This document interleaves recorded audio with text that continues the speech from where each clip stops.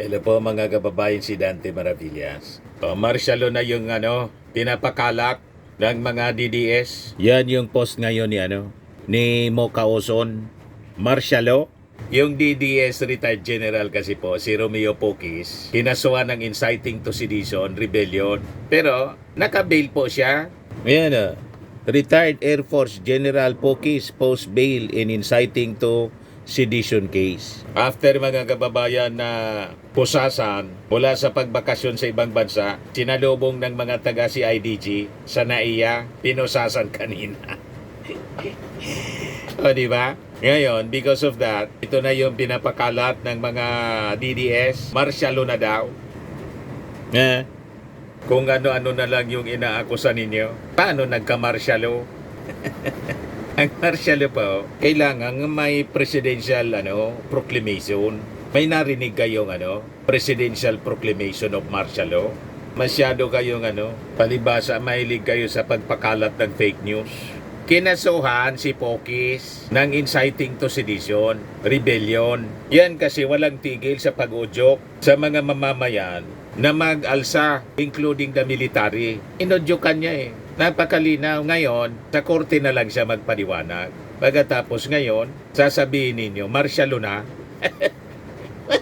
Mabuti nga na i-declare yung martial law para gamitan na dapat ng kamay na bakal. Nababaitan kasi kayo sa ating Pangulong Bongbong Marcos. Kaya masyado kayong abusado. O ngayon, gumagamit na ng kamay na bakal yung ating Pangulong Bongbong at ating mga authorities, sasabihin ninyo, martial law. Di ba po? Tama lang ito na ginagawa ng Armed Forces. Armed Forces warns public versus online content inciting armed struggle. So ito ngayon pinalabas na statement ng Armed Forces. Sabi ng AFP, such acts are punishable under the Philippine law. The Armed Forces reminds everyone that encouraging or glorifying armed action undermines peace and endangers communities. Sumusobra na kasi kayo. Wala kayong tigil sa paglabag sa batas. Ang gusto ninyong mangyari, lumabag lang kayong lumabag sa ating batas. At ang gusto ninyo, pag kayong papanagutin, hindi man po maaari ang ganon. May mga existing laws tayo. Di ba? So ito yung paalala, mga kababayan, ng Armed Forces ngayon. Posts that promote violence or the overthrow of the government will be addressed through appropriate action in coordination with law enforcement agencies while upholding the rule of law and freedom of expression with legal bounds. Kaya nga, hindi basta inaresto itong si Poquis. Ang ginawa po ng ating mga authorities, dahil wala siyang tigil sa pang-uudyok na mag-alsa ang ating mga mamamayan last year. Inuudyukan niya pati yung Armed Forces na mag-withdraw na ng support sa ating Pangulong Bongbong Marcos, kinasuhan siya ng inciting to sedition. May batas po, may existing law tayo. And after na maglabas ng warrant of arrest laban sa kanya, inaresto siya kanina. Tapos sasabihin ninyo, martial law na. Umayos kasi kayo, sumunod sa batas, huwag pasaway. Mahilig kayo kasing magpasaway O ngayon, nagrereklamo yung abogado ni General Poquis, retired General Poquis. Nasaan na daw yung demokrasya? Yung inciting to sedition po, rebellion, hindi yan na parte ng demokrasya. Ito po si Attorney Virgilio Garcia, abogado ni Poquis. Pakinggan natin yung ganyang mga sinasabi. Sana, Mr. President, yung malaking isda, yun ang gusto naming makita. Yung talagang pasimuno ng malaking nakawan. There is no denying it. Merong nagnakaw. So, nandito kami ngayon para salubungin yung pagdating sana ng Major General Poquis galing sa abroad. Ito lang ang masasabi ko kasi meron siyang warrant of arrest.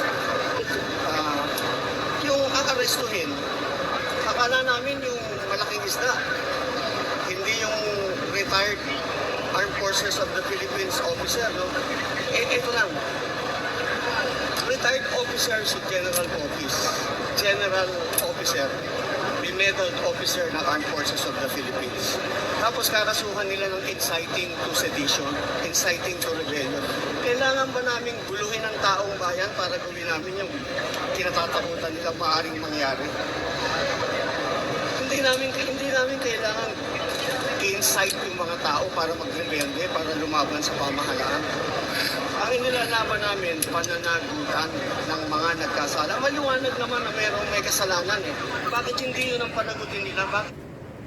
Pananagutan daw. Bakit kay Sara Duterte? Wala kayong sinisigaw na panagutin si Sara Duterte? Di ba? Pagdating sa accountability ni Sara Duterte, tahimik kayo. Yung sinasabi ninyo na malalaking isda nasabit sa flood control, ito na sabi dito sa post ni Ashley Garbin, last minute nagkandara pa sina Joel Villanueva at Bong Revilla para mapigilan ang pagkulong sa kanila. Yan ang sinasabi ninyo na malalaking isda. Kaya lang, ang pinoponterya ninyong malaking isda, wala man pong kaso si Martin Romualdez at saka si President Bongbong Marcos. Yan ang tinutumbok ninyong malaking isda. Malabo man po. Kasi yung mismong ang ating Pangulong Bongbong Marcos, ang siyang nag-expose ng korupsyon. Siya yung nagpa-imbestiga. Kaya malabo po yung mga sinasabi ninyo. No, ito yung malaking isda. Bong Revilla, Joel Villanueva file counter affidavits over Bulacan ghost allegations. Boss lawmakers denied the allegations. Revilla through his lawyer, Francisca Singa, described the accusations against him as hearsay, arguing that they were based on what she called incredible, unbelievable, and unreliable sources. Maghintay kayo sa sa proseso ng batas. Naghanap kayo ng mga malalaking isda. May isa nang malaking isda, si Diskaya, nakakulong. At malamang sa malamang susunod na yung mga senador at congressmen. Ayan ito pa, former Ako Bicol Party List Representative Saldico faces plunder raps before the DOJ. Ito ngayon mga balita, mga kababayan. Kaya baseless po itong mga pinagsasabi ng abogado ni retired General Pokis. Pinalalabas niya, walang ginagawa yung gobyerno. And because of that, nagpo-protesta sila, yung kanyang kliyente. Yung kliyente niya sumobra. Walang problema sa ating Pangulo yung mag-protest against corruption. Pero kung ang ginagawa ni General Pokis, katungan yung mga tao para magrebelde laban sa gobyerno, inciting to sedition and rebellion po yung kaso. O ngayon, kung naniniwala kayo hindi nagkasala, walang pagkakasala si Pokis, hintayin ninyo yung trial. Di ba? Abogado ka naman. Buti nga, may kliyente ka ngayon. O di ba? Pasalamat ka na lang. Kasi ikaw ang tumatayong abogado. O di, wow, may attorney's fee. May trabaho ka. O di ba? Balikan natin si Attorney Garcia. Retired officer si General Pokis. General officer. Medal officer ng Armed Forces of the Philippines. Tapos kakasuhan nila ng inciting to sedition, inciting to rebellion. Siyempre. Kailangan ba namin guluhin ang taong bayan para gawin namin yung Inciting to sedition yung yung ginawa niya. Hindi namin kailangan i-incite yung mga tao para magrebelde, para lumaban sa pamahalaan. Hindi pala, bakit in-incite niya? Ng mga nagkasala. Maliwanag naman na may kasalanan. Di ba? Bakit hindi yun ang panagutin nila? Bakit yung mga lumalaban para sa katotohanan ng Hindi pala kailangang i-incite? Bakit nang incite siya? Inciting to sedition, inciting to rebellion. Inudyukan pa niya. Kung gusto namin manggulo, kung yun ang gusto namin mangyari, isang batalyon lang. O di mag-isang batalyon kayo, And when we've done it, lumusob na kayo, tingnan natin kung ano mangyari sa inyo. ganun lang yun pero inciting to sedition, imposible yan. Officer ng Armed Forces of the Mag-deploy na kayo, isang batalyon, gawin na ninyo. Tingnan natin kung hindi madurog yung isang batalyon ninyo. We still respect, we still obey, we still want to protect the Constitution. Yun pa rin ang pananindigan namin. Active or retired, magkakasama yan pare-pareho. Pero sana, Mr. President, yung malaking isda, yun ang gusto naming makita. Yung talagang pasimuno ng malaking... there is no denying it. Merong nagnakaw. Anong problema nyo? Bakit kayo, yung mga iba... Pinapaimbestigahan na po ng ating Pangulo yung mga magnanakaw. Hinahabol na po. Pero wala kayong karapatan na udyukan ang mga tao at ang forces May nagnakaw eh. na mag-withdraw ng support. Merong hindi Kasi yan, inciting to sedition. sa kanilang sinumpaan duty sa bayan, para sa taong bayan, para sa bayan. O, kaya bakit hindi yun ang habulin? Bakit yung mga... Isabi nga ng ating Pangulo, kung hindi lang ang anya ko Pangulo ngayon, sasama ako sa rally. Walang problema sa ating Pangulo yung mag-rally. Ang problema, yung inciting to sedition ninyo, rebellion. Diba? O ngayon, kung naniniwala kayo na walang inciting to sedition rebellion, sagutin ninyo sa husgado. Hindi sa interview. O diba? Palusot na yung mga argumento ninyo, baluktot. Sa husgado kayo magpaliwanag. Kumbinsihin ninyo yung judge na hindi inciting to sedition rebellion yung ginawa ni Pokis. O diba? O ngayon, yung sinasabi ninyo, hindi ninyo kailangan gawin kasi pwedeng mag-deploy na lang ng isang batalyon. Mag-deploy kayo, i-try ninyo. Wala nga kayong makumbinsi. Di ba? Sinubukan na ninyo last year. Walang tigil kayo sa panggatong.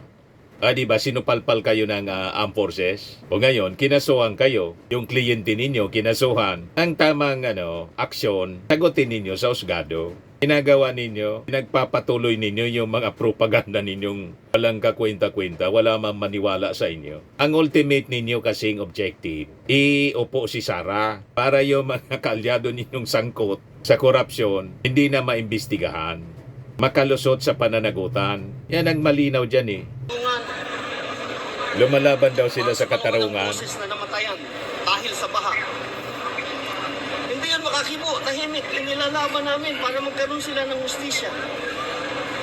Ang liliit na isla nung hinuhuli nyo eh. Gusto namin yung Blue Martin. O, diba? Big fish daw ang dapat nahulihin. Malapit na po, maghintay-hintay kayo. At kasama sa hulihin, Seriously, yung mga this is a metal nag-uudyok officer of the Armed Forces of the Philippines. ng rebellion, sedition. Bago kami manggulo sa tao, ibang klaseng panggulo. Yan ang kliyente ninyo. Gusto namin manggulo. Di ba? Ipagpatuloy ninyo yung pag-udyok. Nalaman po kami sa aming paghahanap ng katarungan para managot ang tunay na mananagot. Nung araw ang ingay-ingay ninyo sa pananagutan eh. Eto na ngayon, pananagutan, bakit tahimik kayo? Yes, Di ba? laban tayo. Salamat po, maraming salamat. Laban tayo. Yes daw, laban tayo. O di lumaban kayo. Tingnan natin kung saan pulutin yun paglaban ninyo. Ito na. Ito yung labanan ninyo. May warning na yung armed forces. Laban sa online content inciting armed struggle. Malinaw po yung ginawa ni Pokis. Yan any person who by means of printing, lithography, or any other means of publication shall publish or cause to publish as news in any false news which may endanger the public order or cause damage to the interest or credit of the state. Any person who, by the same means or by words, utterances, or speeches shall encourage disobedience to the law, to the constituted authorities, or praise, justify, or extol any act punishable by law. Malinaw po na inudyukan niya yung armed forces, pati yung mga tao na mag-alsa laban sa gobyerno, mag-withdraw ng support, laban sa ating Pangulong Bongbong. Pasok siya sa inciting to sedition rebellion. Kinaso siya ngayon, tapos magrereklamo kayo. Nag-violate kayo ng batas. Tapos, ang gusto ninyong mangyari, pabayaan lang kayo. May ganon. Hindi po pwede yung ganon. Hanggat may batas na nilalabag ninyo, anyone na lumabag sa batas dapat papanagutin. Ganon lang yon. No one is above the law. Nasanay kasi kayo na lumabag sa batas. Yan ang gawain ng patron ninyo eh. Kaya tingnan ninyo, si Digong, nandun sa dahig, Si Sara, patong-patong ang kaso. Pati kayo, may kasong inciting to sedition, rebellion. Sagutin na lang po ninyo sa korte. Yan ang dapat ninyong ginagawa ngayon. Tama pa? Ayan man lang mga kababayan yung ating short video. Ako po si Dante Maravillas. Bye-bye. God bless.